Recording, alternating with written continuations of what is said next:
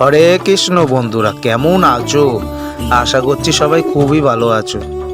সেদিন চলে গেছিলাম শীতের মধ্যে কাঁপতে কাঁপতে। আমাকে একটা জমি আছে, ওই জমিতে ঘুরতে। আর গিয়ে দেখি কত সুন্দর সুন্দর সর্ষে ফুল হয়েছে।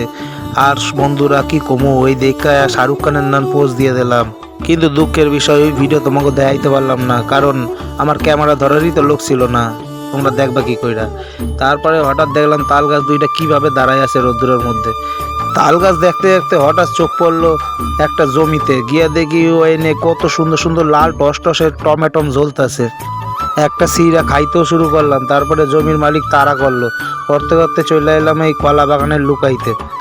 আইসা দেখলাম বন্ধুরা চারিদিকে শুধু কলা গাছ আর কলা গাছ, কি আর কমো বন্ধুরা। তারপরে হঠাৎ পড়লো একটা কলার দিকে চোখ, কিন্তু কলাগুলো পাকে নেই বলে খাইলাম না।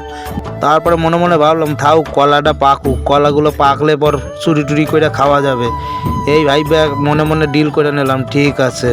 ওই আনন্দে চুলের পোজ দিতে দিতে দেখলাম ওরে বাপরে বাপ, কত পেঁয়াজকলি গাছ। এই পেঁয়াজকলি গাছ দেখা বন্ধুরা সত্যি খিদা পাই গেছে। তারপরে চলে এলাম, এনে দেখলাম কত আলু গাছ হয়েছে। আলু গাছ দেখতে দেখতে বন্ধুরা একটা এমন জায়গায় চোখ পড়লো, ওরে বাপরে, গিয়া দেখি কত ফুলকপি গাছ হয়েছে।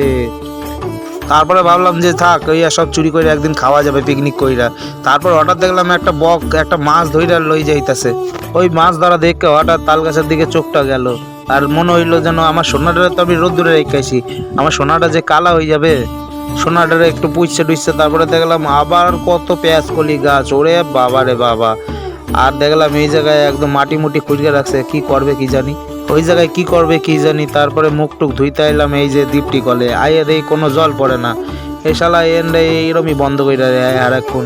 তারপরে বাড়ি যাইতে যেতে দেখলাম কত সুপারি গাছ, ওরে বাপরে বাপ। আর তোমাকে ভিডিওটা কেমন লাগলো অবশ্যই লাইক কমেন্ট শেয়ার করে জানাবে। Bye bye.